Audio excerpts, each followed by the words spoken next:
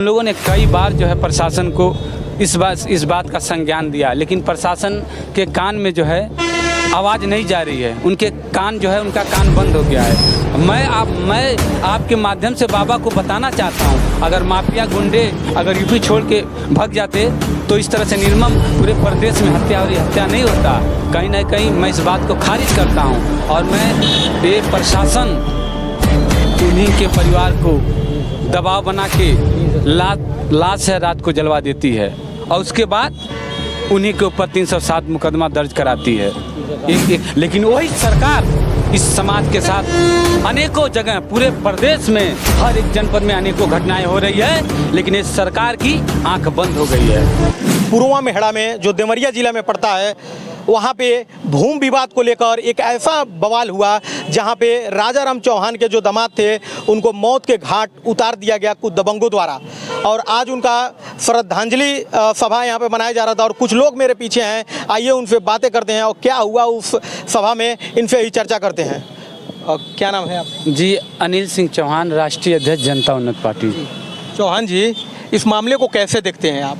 ये मामला बड़ा ही निंदनीय, बहुत ही निंदनीय मामला घटना है ये, और सबसे बड़ा निंदनीय है जो समाज इस वर्तमान सरकार का हर स्तर से कंधा मिलाकर, कदमों से कदम मिलाकर जिस सरकार को इस समाज के लोगों ने बढ़ाने का काम किया है, लेकिन वही सरकार इस समाज के साथ अनेकों जगह पूरे प्रदेश में हर एक जनपद में अनेकों घटनाएं हो रही है, लेकिन इस सरकार की आंख बंद हो गई है। कैसे देखते हैं कि 112 नंबर की गाड़ी वहीं पे थी और ये विवाद हुआ जिसमें राजाराम चौहान के दामाद दम तोड़ दिए, कुछ दबंगों द्वारा मार दिया गया उनको, और 112 नंबर की गाड़ी, प्रशासन की गाड़ी वहीं पे थी। कैसे प्रशासन को देखते हैं और कैसे इस सरकार को देखते हैं और कैसे इस विवाद को देखते हैं? देखिए, माननीय मुख्यमंत्री जी कहते हैं कि यहाँ पर प्रदेश में गुंडा मुक्त सरकार हो गई है, लेकिन मैं बता दूँ यहाँ पर गुंडे माफिया उनका मनोबल इस कदर बढ़ गया है कि मैं बता दूं, 1 महीने के अंदर खुशी चौहान का घटना होता है आपके चंदौली में, उसके बाद दूसरी घटना अयोध्या में रोमा चौहान का होता है, तीसरी घटना आजमगढ़ में सराय मिल में होता है, उसके बाद वही जनपद मऊ परासीन में 3 बच्चों को मार के फांसी पर लटका दिया जाता है। क्या भारतीय जनता पार्टी और क्या प्रशासन ने उस पर एक्शन लिया? 1 तारीख का घटना है, 1 तारीख का घटना है राजाराम चौहान का, दबंगों द्वारा उनके घर आके आत्मघाती हमला किया जाता है। उस एक हमले में एक मृत सच्चिदानंद चौहान की हत्या हो जाती है और उसके बाद ये प्रशासन उन्हीं के परिवार को दबाव बना के लाश है रात को जलवा देती है और उसके बाद उन्हीं के ऊपर 307 मुकदमा दर्ज कराती है। ये कहाँ का न्याय है? बाबा तो कहते हैं कि जो भी गुंडा बदमाश हैं यूपी छोड़ के भाग गए हैं, इस पे क्या कहना चाहते हैं? मैं आपके माध्यम से बाबा को बताना चाहता हूं, अगर माफिया गुंडे अगर यूपी छोड़ के भाग जाते तो इस तरह से निर्मम पूरे प्रदेश में हत्या नहीं होता। कहीं ना कहीं मैं इस बात को खारिज करता हूं और मैं माननीय मुख्यमंत्री जी से आवेदन करूंगा, मैं उनसे निवेदन कर रहा हूं कि आए दिन घटना हो रही है, इसको संज्ञान में लेके इससे भी कड़ी कार्रवाई करने की जरूरत है।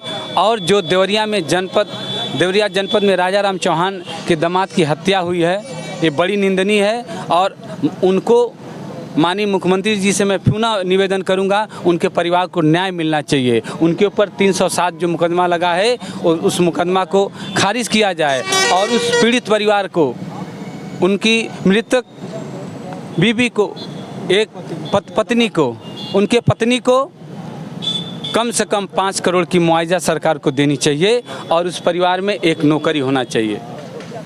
अगर सरकार कहती है कि मैं जनता का आवाज़ हूँ, मैं जनता के लिए काम कर रहा हूँ, तो मैं इस चीज़ को मानता नहीं हूँ। राजाराम के घर के बगल में कुछ दलित बस्तियाँ हैं, उसको उजाड़ा जा रहा है कुछ दबंगों द्वारा कथाकथित, इस पे क्या बयान देंगे? और उनको जाति सूचक गाली दिया जाता है, इस पे क्या कहना चाहते हैं? देखिए, ये विषय मेरा नहीं है, ये उन लोगों ने, मुझे जहाँ तक पता चला है कि उन लोगों ने कई बार जो है प्रशासन को इस बात का संज्ञान दिया, लेकिन प्रशासन के कान में जो है आवाज़ नहीं जा रही है, उनके कान जो है उनका कान बंद हो गया है। तो मैं इस आपके मीडिया के चैनल के माध्यम से बताना चाहता हूँ कि अनिल सिंह चौहान किसी गरीब, किसी मजदूर, किसी जाति धर्म का हो, मैं जाति धर्म नहीं मानता हूँ, मेरे लिए इंसान सर्वोपरि है।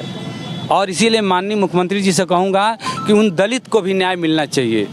और राजा राम चौहान को 307 लगा है, इसको जल्द से जल्द हटाया जाए, नहीं तो ये बात आज एक शोक सभा का कार्यक्रम रखा गया था और ये आग पूरे प्रदेश में लग चुकी है। अगर राजा राम चौहान को न्याय नहीं मिला तो देवरिया से लखनऊ तक चौहान समाज के लोग एक क्रांतिकारी आग लगाने वाले हैं, जिसका खामियाजा सरकार को भुगतना पड़ेगा।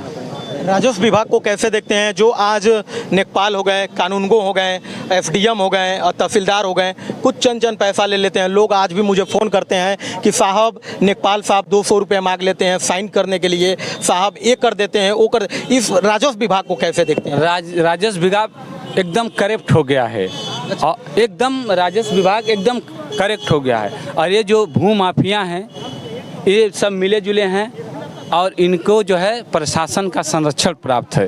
तो मैं माननीय मुख्यमंत्री जी से कहूँगा कि इस मामले को संज्ञान में लेके प्रदेश का जहां राजस्व विभाग का मामला है, कड़े एक्शन में इनके ऊपर कार्रवाई करने की ज़रूरत है और प्रशासन के ऊपर भी कार्रवाई करने की ज़रूरत है। जब तक प्रशासन उन भू माफियाओं को संरक्षण देता रहेगा तब तक इस तरह का घटना रुकने का नाम नहीं लेगा। बाबा का बुलडोजर जो भी ऐसे कृत्य किए हैं, जो सच्चिदानंद चौहान को मौत के घाट उतारे हैं, क्या उनके ऊपर बाबा के बुलडोजर चलना चाहिए कि नहीं, उनके घर के ऊपर? देखिए, बाबा इस प्रदेश के अगर सच्चे न्यायाधीश होंगे, अगर सच्चे गरीबों की लड़ाई लड़ने वाले होंगे तो यहाँ देवरिया में अगर जो हत्या हुई है उसके घर पे भी बुलडोजर चलना चाहिए। अगर चलेगा तो मैं पूरे आपके चैनल के माध्यम से बताऊंगा कि बाबा जो है गरीबों की आवाज़ बन रहे हैं। जाते जाते लास्ट सवाल, जिलाधिकारी महोदय, देवरिया के जिलाधिकारी महोदय से क्या कहना चाहते हैं? मैं जिलाधिकारी महोदय से कहना चाहता हूँ कि आपको पूरी घटना आपके संज्ञान में है, आपको हर डे बाय डे का सूचना आपके पास है। 1 तारीख को जो भी घटना हुआ और उनके ऊपर नाजायज़ फर्जी में 307 की मुकदमा लगाई गई है, तो आप उसको अपने हिसाब से देख के और इन 300 मुकदमा उनको ऊपर से हटाने का काम करिए। अन्यथा ये चौहान समाज, अगर आप लोग नहीं सुनेंगे तो चौहान समाज मजबूर होके और इस आंदोलन करने के लिए बाध्य होगा। आज जिसका जिम्मेदार माननीय डीएम साहब होंगे, प्रशासन होंगे, इस प्रदेश की सरकार होगी और हमारे प्रदेश के आदरणीय मुख्यमंत्री योगी आदित्यनाथ जी होंगे। ये थे अनिल चौहान, जो ओबीसी एफटीएससी माइनॉरिटी का आवाज़ बुलंद तरीके से उठाते हैं। एक मेरा छोटा सा प्रयास इस देवरिया ग्राउंड से कैसा लग रहा है कमेंट बॉक्स में ज़रूर बताइएगा। मिलते हैं एक नए वीडियो में, लेते हैं अलविदा। जय हिंद, जय भारत।